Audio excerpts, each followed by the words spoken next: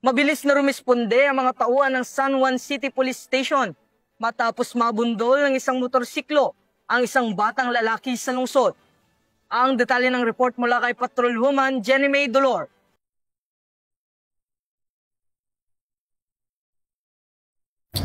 Nabundol ang 7 taong gulang na bata ng rider na ito habang tumatawid sa kalsada sa kahabaan ng Ifmanalo Street, San Juan City. Agad namang tumulong ang mga concerned citizen na nakakita sa pangyayari at tumawag sa 911 hotline number. Gamit ang Unified 911, agad nakaresponde ang mga personnel ng San Juan City Sector 5 at ambulansya ng San Juan City CDRRMO at agad nabigyan ng paunang lunas ang biktima na nagtamo ng mga gasgas sa katawan at dinala ito sa pinakamalapit na hospital upang masigurado ang kalagayan ng bata. Samantalang ang rider naman na nakabundol sa biktima ay agad namang nagbigay ng kanyang kooperasyon sa mga otoridad at nangakong babayaran nito ang pagpapa-ospital sa batang biktima. Ako po'y nagpapasalamat sa ating mga kapulisan sa mabilis na pagresponde sa anak kong nabundol ng motor at naihatid sa ospital upang mabigyan ng paunang lunas.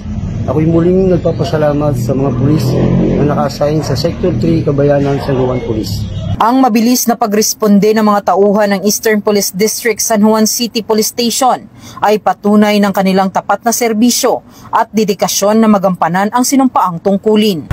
Mula dito sa Eastern Police District, ako po ang inyong PNN correspondent, Patrolwoman Jenny May Dolor, alagad ng batas, tagataguyod ng Balitang Pulis.